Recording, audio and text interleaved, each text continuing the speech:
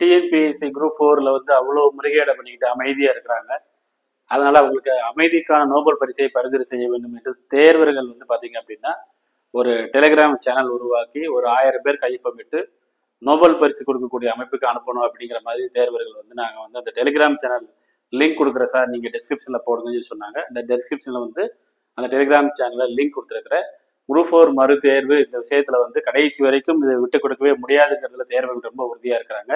ஏற்கனவே வந்து மனித உரிமைகள் ஆணையத்தில் கம்ப்ளைண்ட் பண்ணவங்க இப்போ வந்து கவர்னருக்கு 200 பேர் கையெழுத்திட்டு அவங்க வந்து ஒரு முக்கியமான பெட்டிஷன் அனுப்பியிருக்கிறாங்க. அதுக்குண்டான ஒரு ஏஐ வீடியோ தான் இது. அண்ட் டிஎன்பிஎஸ்சி வந்து தவறு செய்திருக்கிறது எங்க எல்லாருக்குமே தெரியும். பெண்களை இழிவுபடுத்துதல், இந்து மதத்தை இழிவுபடுத்துதல், ஐயா வைகுண்டர் அவர்களை இழிவுபடுத்துதல், அப்புறம் மக்களை தேடி மருத்துவம் திட்டத்தில் அரசாங்கத்திலே இழிவுபடுத்துதல். ஸோ ஒட்டுமொத்தமாக எல்லாத்தையுமே வந்து பார்த்தீங்க அப்படின்னா டார்கெட் பண்ணி டிஎன்பிஎஸ்சி பண்ணிட்டு இருக்கிறதுனால இது போன்று அனைத்துமே தடுக்கப்பட வேண்டும். ஐயா வைகுண்டர் அவர்களை பேசினதை வந்து பார்த்தீங்கன்னா கண்டித்து சரத்குமார் அவர்கள், அண்ணாமலை அவர்கள், அன்புமணி ராமதாஸ் அவர்கள், தினமலர், தினத்தந்தி, ஜூனியர் விகடன், அதுக்கப்புறம் வந்து பார்த்தீங்கன்னா ரொம்ப முக்கியமாக பாலிமர் எல்லாருமே வந்து பார்த்தீங்கன்னா கண்டனத்தை பதிவு பண்ணியிருக்கிறாங்க. ஸோ இது வந்து முற்றுப்புள்ளி வைக்க வேண்டும். அண்ட் நோபல் பரிசு டிஎன்பிஎஸ்சிக்கு வழங்க வேண்டும், அமைதிக்கான நோபல் பரிசு டிஎன்பிஎஸ்சிக்கு வழங்க வேண்டும் என்று தேர்வர்கள் ஒருங்கிணைந்து ஒரு டெலிகிராம் சேனல் ஓப்பன் பண்ணி தேர்வர்களுடைய ஆதரவை கேட்குறாங்க. அந்த டெலிகிராம் சேனலோட லிங்க் வந்து நம்ம டிஸ்கிரிப்ஷனில் கொடுத்துருக்குறோம், எல்லாரும் ஜாயின் பண்ணிக்கோங்க. அண்ட் இந்த தத்துரூபமாக உருவாக்குன அந்த ஏஐ வீடியோ வந்து முதல்ல எல்லாரும் பாருங்க, கவர்னருக்கு அனுப்பப்பட்ட அந்த ஏஐ வீடியோ. வணக்கம். டிஎன்பிஎஸ்சி குரூப் 4 தேர்வு இது தமிழ்நாட்டுல லட்சக்கணக்கான இளைஞர்களோட ஒரு பெரிய கனவு. ஆனா இப்போ 200க்கும் மேற்பட்ட தேர்வர்கள் ஒன்னா சேர்ந்து ஆளுநர்கிட்ட ஒரு மனு கொடுத்திருக்காங்க. இது வெறும் தேர்வுல நடந்த முறைகேடு பத்தின புகார் மனு இல்ல, இது வாழ்க்கைக்கும் சாவுக்கும் இடையிலான ஒரு போராட்டமா மாறியிருக்கு. வாங்க இந்த மனுல என்னதான் சொல்லிருக்காங்கன்னு ஆழமா பார்க்கலாம். சரி, இந்த மனு ஏன் இவ்ளோ அதிர்வுகளை ஏற்படுத்துது? அதுக்கு பின்னாடி ஒரு ரொம்ப சோகமான காரணம் இருக்கு. அதிலிருந்துதான் நாம இந்த விஷயத்த பார்க்க ஆரம்பிக்க போறோம். இப்போ நீங்க பாக்குற இந்த நம்பர் 2, இதுதான் மாணவர்கள் ஆளுநர்கிட்ட கொடுத்த மனுவோட மையப்புள்ளினே சொல்லலாம். சும்மா ஒரு நம்பர் மாதிரி தெரிஞ்சாலும் இதுக்கு பின்னாடி ரொம்பவே மனசு உழுக்கிற ஒரு கதை இருக்கு. அந்த 2ன்றது 2 மாணவர்களோட உயிர். இளமனோ, ஸ்ரீதர்னு 2 பேரு இந்த தேர்வுல நடந்ததா சொல்லப்படுற முறைகேடுகளால ஏற்பட்ட மன உளைச்சல தாங்க முடியாம தற்கொலை பண்ணிக்கிட்டதா அந்த மனுல ரொம்ப வேதனையோட சொல்லிருக்காங்க. இங்க ஒரு முக்கியமான விஷயத்த நாம கவனிக்கணும். இந்த மாணவர்கள் இது ஒரு தனிப்பட்ட சோகமா மட்டும் பார்க்கல. அவங்க என்ன சொல்றாங்கன்னா, இதுக்கு காரணம் சிஸ்டம்ல இருக்கிற கோளாறு தான், தேர்வு முறையில நடந்த தப்புகளோட நேரடி விளைவுதான் இந்த மரணங்கள்னு அடிச்சு சொல்றாங்க. இது தங்களோட அடிப்படை உரிமைகளே பறிக்கிற செயல்னு அவங்க வாதிடுறாங்க. சோ இதெல்லாம் யாரு சொல்றா? இது ஏதோ ஒருத்தர் 2 பேர் சொல்ற புகார் இல்ல. 200க்கும் மேற்பட்ட மாணவர்கள் ஒன்னா சேர்ந்து எழுப்புற ஒரு கூட்டுக்குரல். பாதிக்கப்பட்ட எல்லாருடைய சார்பிலையும் இந்த மனு பேசுது. சரி, அவங்க குரல் எதுக்காக இவ்வளவு ஓங்கி ஒலிக்குது? அந்த தேர்வு முறையில என்னென்ன பிரச்சனைகளை அவங்க சுட்டி காட்டுறாங்கன்னு இப்ப பார்க்கலாம். இது 1-2 புகார் கிடையாதுங்க, ஒரு பெரிய லிஸ்டே இருக்கு. அவங்க சொல்ற குற்றச்சாட்டுகளை பாருங்க. முதல்ல கேள்வித்தாளே சரியில்லைங்கிறாங்க. SSLC ஸ்டாண்டர்ட்னு சொல்லிட்டு PhD லெவல்ல கேள்வி கேட்டிருக்காங்கன்னு சொல்றாங்க. அது மட்டும் இல்ல, இப்போ இருக்கிற பாடப்புத்தகங்கள்ல இருந்து கேள்விகள் வராம எங்கேயோ 1953ல வந்த பழைய புக்ல இருந்தெல்லாம் கேட்டிருக்காங்க. இதுக்கு மேல தமிழ் ஜெனரல் நாலேஜ்னு 25க்கும் மேற்பட்ட கேள்விகள் தப்பாவே இருந்திருக்கு. போதாக்குறைக்கு டிசம்பர்ல புது சிலபஸ் கொண்டு வராங்க, ஆனா அதுக்கு ஒரு மாடல் கொஸ்டின் பேப்பர் கூட கொடுக்கல. இதெல்லாம் வச்சுக்கிட்டு எப்படி நியாயமா ஒரு தேர்வுக்கு தயாராக முடியும்னு அவங்க கேக்குறாங்க. கேள்வித்தாள் தப்புங்கிறது ஒரு பக்கம்னா, இன்னொரு பக்கம் தேர்வு நடந்த விதத்திலேயே பெரிய பாதுகாப்பு குளறுபடிகள் நடந்திருக்குன்னு சொல்றாங்க. பல பேருக்கு கொடுத்த கொஸ்டின் பேப்பர்லயே சீல் உடைஞ்சிருந்திருக்கு. மதுரையில ஒரு தனியார் பஸ்ல வெறும் A4 பேப்பரை வச்சு சீல் பண்ணி வினாத்தாள கொண்டு போயிருக்காங்க.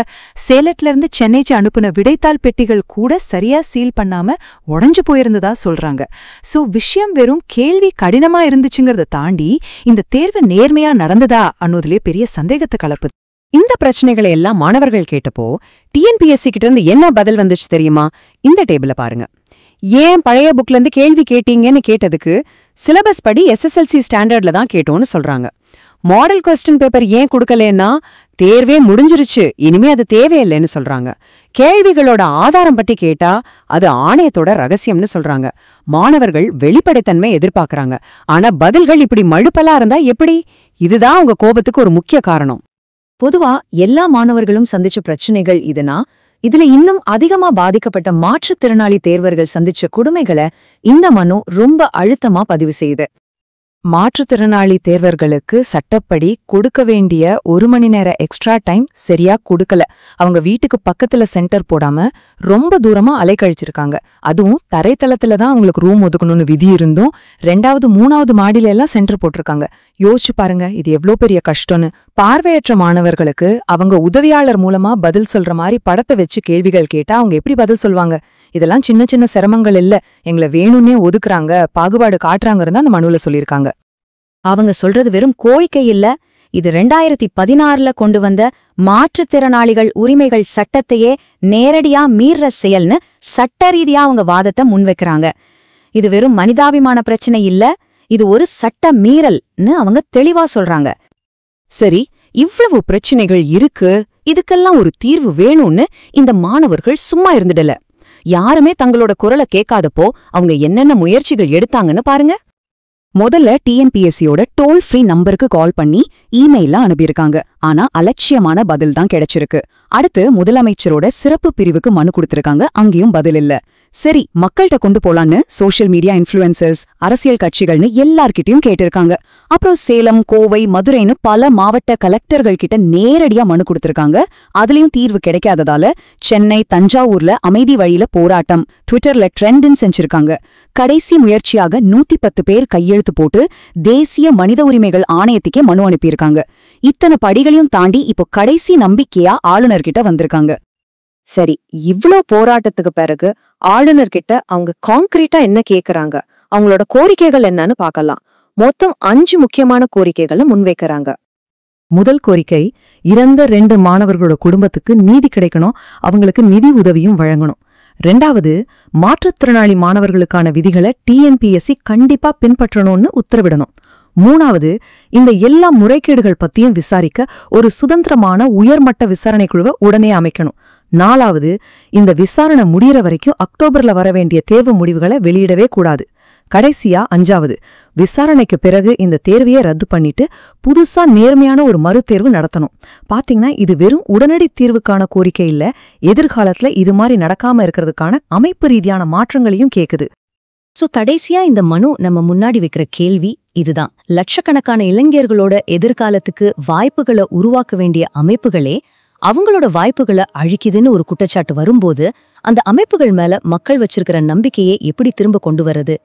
இது வெறும் ஒரு தேர்வு சம்பந்தப்பட்ட கேள்வி இல்ல, நம்ம ஒட்டுமொத்த அமைப்பு மேலேயுமே இருக்கிற நம்பிக்கை சம்பந்தப்பட்ட கேள்வி.